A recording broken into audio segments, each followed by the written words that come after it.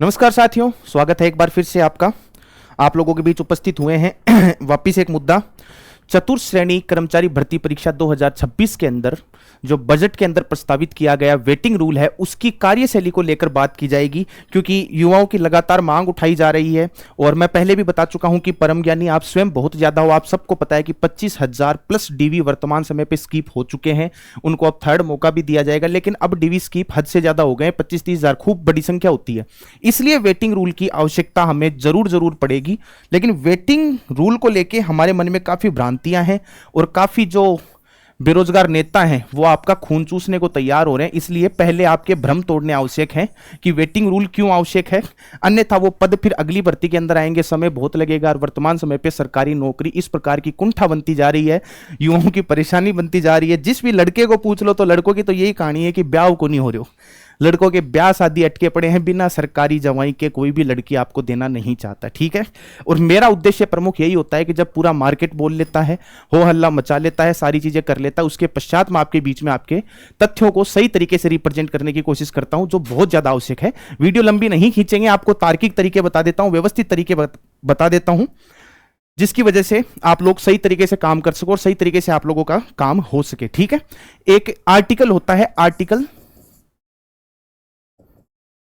309, इसके द्वारा सरकार रूल पारित करके ये वेटिंग वाला नियम ला सकती है, जिसके द्वारा प्रक्रियाधीन और पूर्व की भर्तियों में भी इस प्रकार का नियम लाया जा सकता है। यह संभव है, तो आप चाहो तो कोर्ट का भी सहारा ले सकते हो, कोई बड़ी बात नहीं है।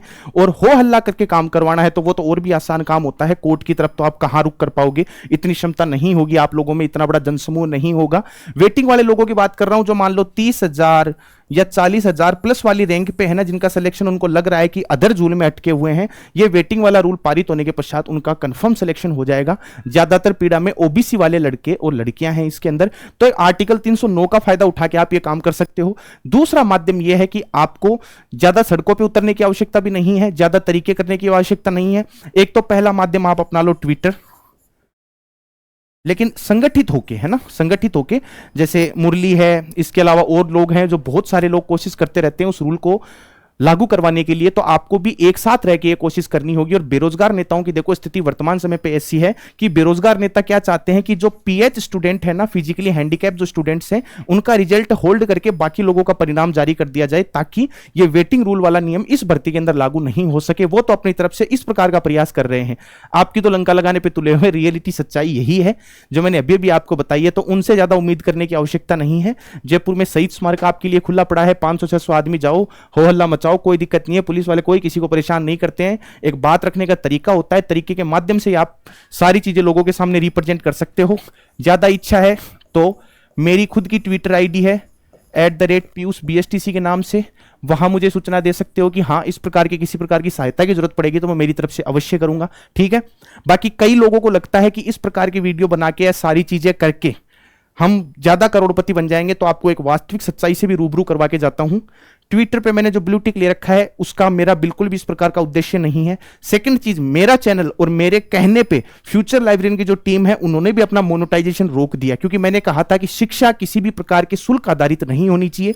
जो वो कोर्स वगैरह करते हैं वो उनका निजी मामला है, लेकिन दोनों चैनल, ये बहुत बड़ी बात होती है कि एक संस्था मेरी बात मान रही है कि उन्होंने मोनेटाइजेशन बंद कर दिया, कि आपको किसी प्रकार के कोई भी ऐड वहां देखने को नहीं मिलेंगे।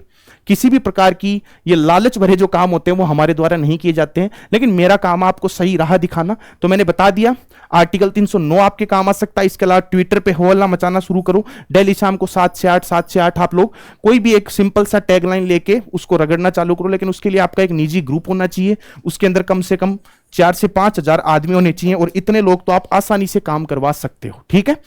तो ये बातें आपको समझ में आई हो तो आगे लोगों तक बातों को पहुंचाने की कोशिश करें, चीजों को सही करने की कोशिश करें जो आपके लिए नितांत आवश्यक है। बाकी ऐसे फालतू की हवाबाजी करने से, बेरोजगार नेताओं के संपर्क में जाने से कुछ नहीं होगा।